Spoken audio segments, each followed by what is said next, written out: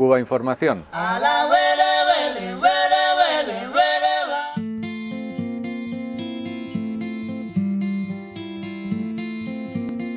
Hoy en Cuba Información tenemos a Julio González.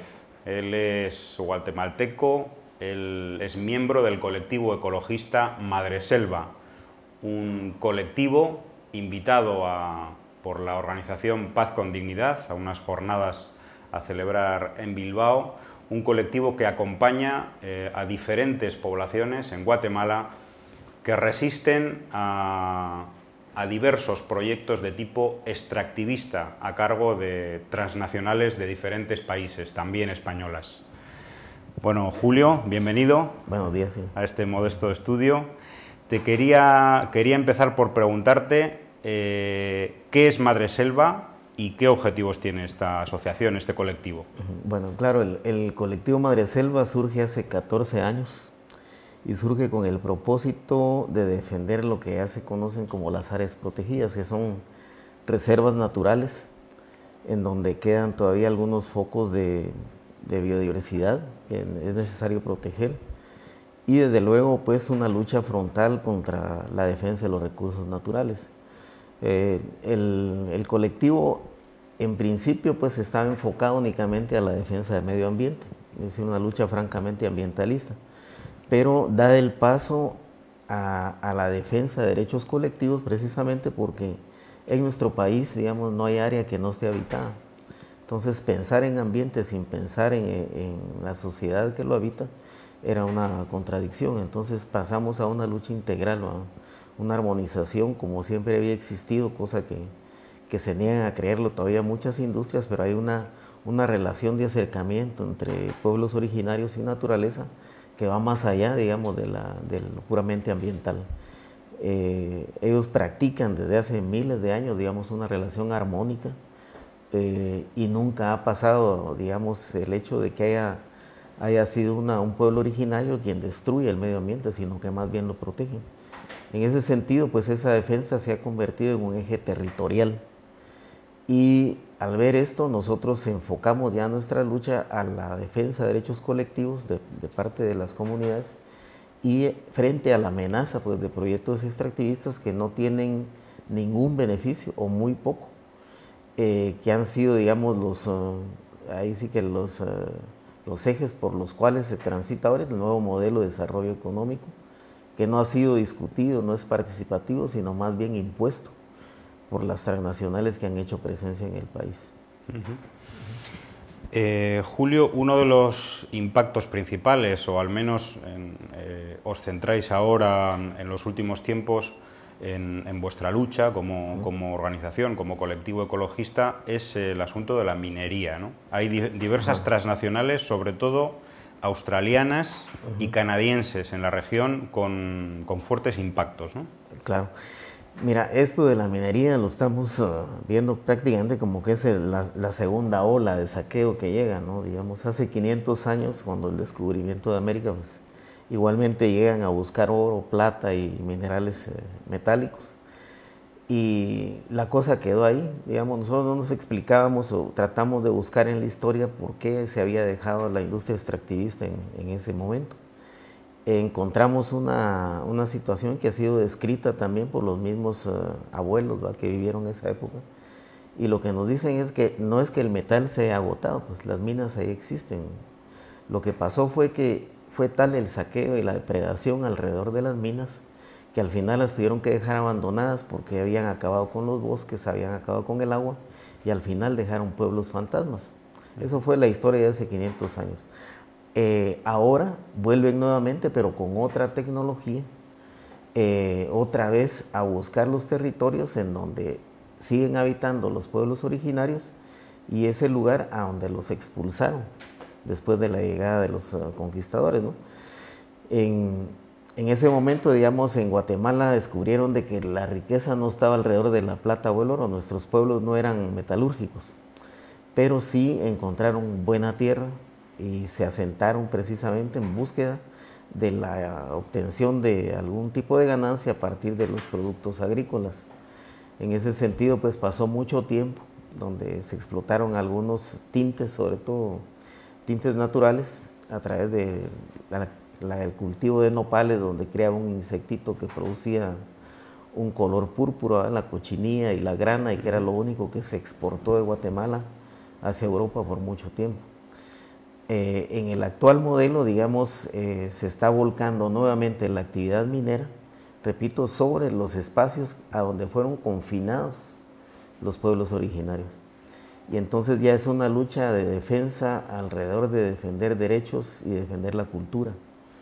Esto, desde luego, digamos, no se contempla en los tratados, nunca ha sido, digamos, objeto de algún tipo de negociación, y eso forma parte de la defensa de la lucha de derechos colectivos, sobre todo frente al despojo, frente a la violación de derechos constitucionales, frente a la defensa de derechos que han sido reconocidos por las mismas Naciones Unidas. Y en ese sentido, pues ahorita la lucha se enmarca alrededor de la presencia de una minera canadiense, la Goldcorp, que desde luego hace un negocio cuando no está extrayendo material, lo que hace es hacer minería de acciones.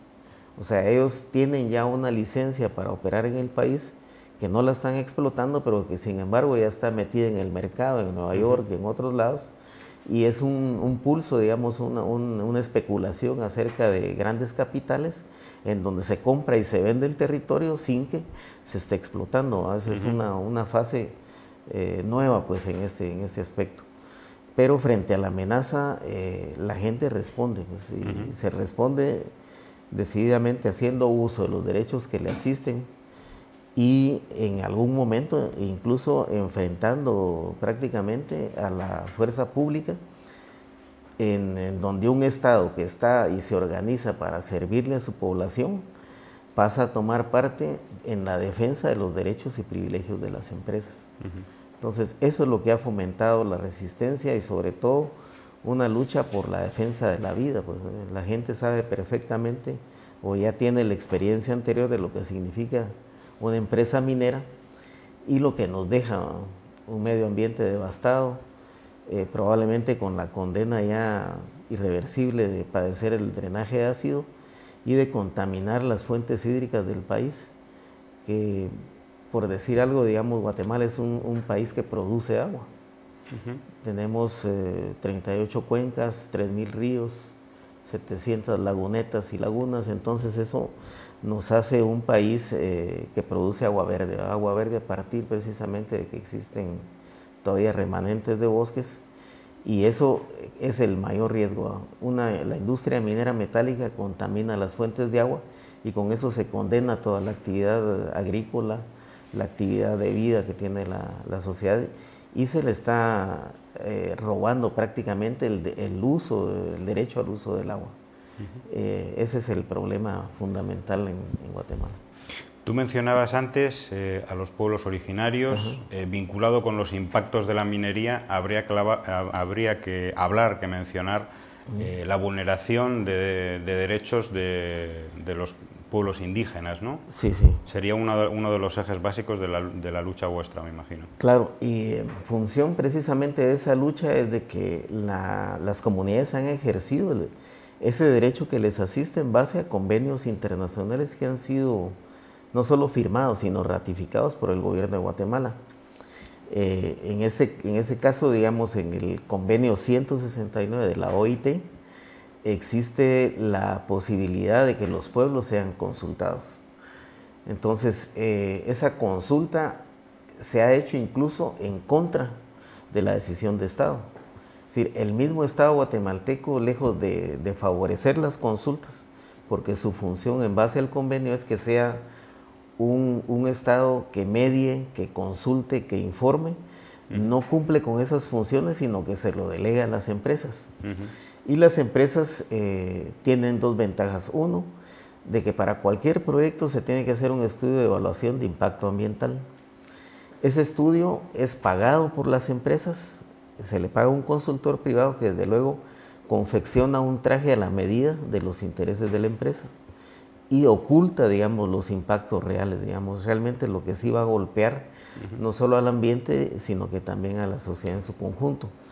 Con esto ellos ya presentan un estudio viciado, un estudio que no refleja los impactos que va a haber por parte de la minería, y la comunidad tiene derecho en ese estudio a exponer, digamos, realmente cuál es su criterio. Pero no se practica la consulta que explica el convenio, sino que todo lo contrario, hacen una encuesta de opinión, muchas veces sesgada, se contrata profesionales para que hagan un tipo de entrevista sesgada, ¿no? Una cocina, ¿no?, de los datos. Exactamente, le preguntan si quiere trabajo, si le gustaría tener luz eléctrica, si le gustaría tener algún aparato, un equipo de sonido, un televisor, ¿no? Y toda la gente va contestando que sí, que sí. Entonces usted no estaría en desacuerdo que hubiera un proyecto hidroeléctrico. Oh, claro. No, pues claro que no, ¿no? Y eso lo presentan y lo validan como que fuera una consulta. Las consultas tienen otro carácter, un carácter de que se toma en conjunto, que es participativo, y que necesita de un periodo de información suficiente para que la gente sepa, digamos, cuáles son las ventajas y desventajas de un proyecto. Entonces, en ese sentido, las consultas se han realizado pese a la oposición del Estado, que no ha encontrado todavía la forma legal para invalidar las consultas. Tenemos un organismo que vigila, digamos, la aplicación de los derechos constitucionales. Sin embargo, esta estructura que es la Corte de Constitucionalidad depende o está al servicio de las mismas empresas. Entonces, han habido dos dictámenes totalmente contradictorios. Uno es el que declara que los resultados de las consultas no son vinculantes, o sea que no deben tomarse en cuenta por las Cortes. Y otro reciente que fue al calor de un enfrentamiento un poco más serio por una mina de cantera en San Juan Zacatepeques, que movilizó la opinión pública y ha estado, digamos, bastante tiempo, digamos, en discusión, en donde la Corte, forzada más bien por la observación internacional, tuvo que emitir un dictamen donde sí, bueno, es cierto que no tiene carácter vinculante, pero tiene rango constitucional, ¿no? Entonces lo que hay que hacer es una ley específica para que se valide la consulta, ¿no? Que esto también es una trampa, ¿no? Porque va a ser una ley específica, pero de acuerdo a lo que al Estado le interesa. Tal vez mucha flexibilidad o mucha condición, y sin embargo la gente no reconoce esto. Para ellos la consulta es un mecanismo de vida, es un mecanismo practicado de la misma cultura y se respeta. Y en ese sentido van a cerca ya de 43 consultas hechas a nivel tanto de cabeceras municipales como de comunidades y conglomerados, en donde francamente el resultado ha sido no a la minería, no a la industria extractiva y no a los megaproyectos. Digamos, ese es el campo que estamos trabajando ahorita, y estamos esforzados porque ese derecho se respete, porque se cumpla con las obligaciones del Estado y porque las empresas también respeten las formas de vivir y la cultura de nuestros pueblos.